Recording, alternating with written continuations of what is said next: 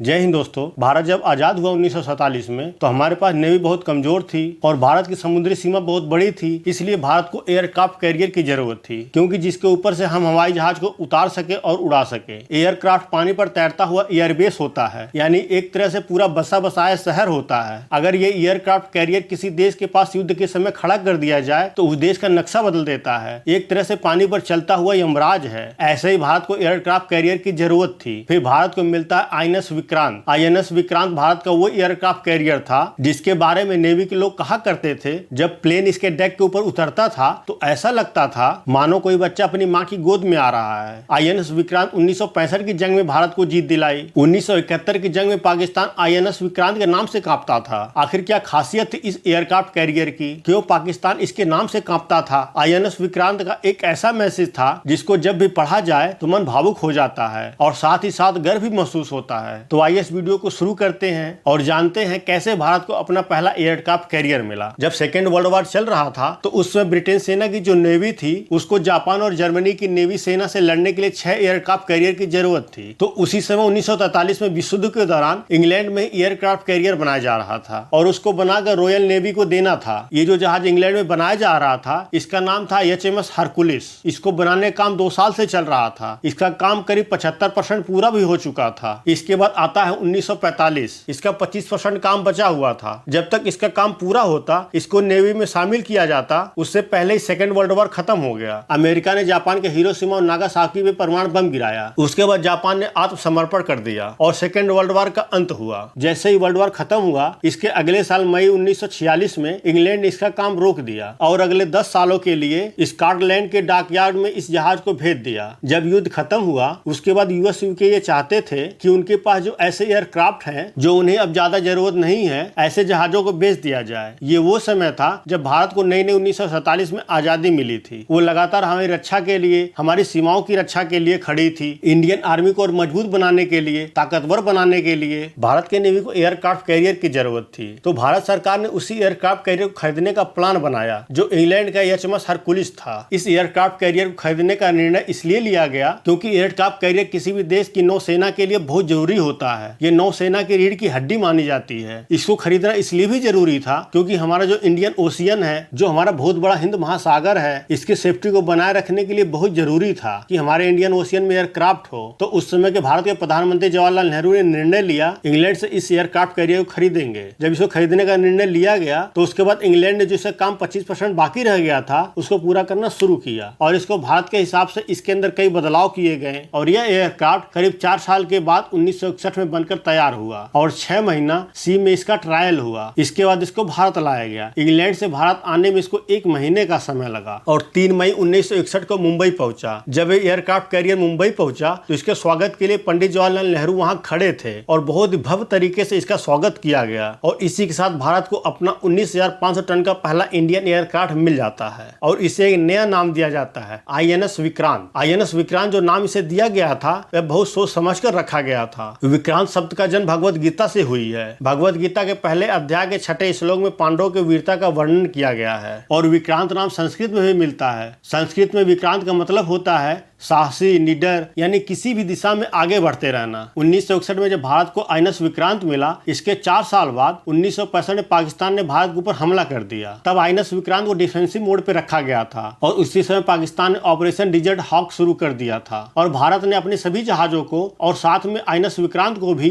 सौराष्ट्र के तट पर तैनात कर दिया था और उस समय इंडोनेशिया पाकिस्तान का साथ दे रहा था और इंडोनेशिया कह रहा था अंडमान निकोबार नेचुरल एक्सटेंशन है। इसके बाद भारत ने अंडमान निकोबार को बचाने के लिए आईएनएस विक्रांत को भेजा। जैसे इंडोनेशिया आईएनएस विक्रांत को देखा वह डर गया और दोबारा उसकी हिम्मत नहीं हुई अंडमान निकोबार की तरफ देखने की। फिर इसके 6 साल बाद यानी 1971 में इंडिया पाकिस्तान का जंग हुआ। जब ये जंग शुरू हुआ तो पाकिस्तान अगर किसी से डरता था तो आईएनएस विक्रांत से डरता था। आईएनएस विक्रांत भारत का सबसे खतरनाक जहाज था। पाकिस्तान ने आईएनएस विक्रांत को डुबाने के लिए भेज दिया पीएनएस गाजी। पीएनएस गाजी को तो हमारा एक खराब जहाज था आईएनएस राजपूत, पीएनएस गाजी को मारकर डुबो दिया और एनएस गाजी को इस तरह डुबोया कि पाकिस्तान आज भी उसे ढूंढ रहा है, पर उसे मिल नहीं रहा है। उसके बाद आईएनएस विक्रांत ने पाकिस्तान के कराची बंदरगाह में बहुत तबाही मचाया। वहां पर जितने भी जहाज थे सब ध्वस्त हो गए या फिर डूब गए। कई दिनों तक कराची बंदरगाह जलता रहा। आईएनएस विक्रांत अपने उम्मीद से भी ज्यादा काम करता था। इसके बाद करीब 36 सालों तक भारतीय नौसेना में हमारी रक्षा के लिए खड़ा रहा। आईएनएस विक्रांत की उम्र बहुत ज्यादा हो चुकी थी, जिसकी वजह से आईएनएस विक्रांत को 1997 में रिटायर कर दिया गया और इसे म्यूजियम शिप बना दिया गया। धीरे धीरे इसकी कंडीशन बहुत ज्यादा खराब होती जा रही थी, तो इसे 2014 में सुप्रीम कोर्ट के आदेश पर 60 करोड़ में एक IV commercial private limited company को दे दिया गया। कहते हैं जो पुराने जहाज होते हैं वो कभी खत्म नहीं होते, ना ही कभी मरते हैं, पुनः जन्म लेते हैं। ऐसे ही कुछ हुआ 2009 में। भारत ने अपना खुद का आईएनएस विक्रांत बनाना शुरू किया और 2013 में बनकर तैयार हो गया। 2 सितंबर 2022 को आईएनएस विक्रांत को भारतीय नौसेना में शामिल कर लिया गया। आईएनएस विक्रांत आज भी हमारे भारतीय सेना में है और आज भी उसी तरह का डर दुश्मनों के दिलों में पैदा किया हुआ है। अगर आपको वीडियो पसंद आए तो प्लीज लाइक, शेयर और सब्सक्राइब करें। मिलते हैं अगले वीडियो में, तब तक के लिए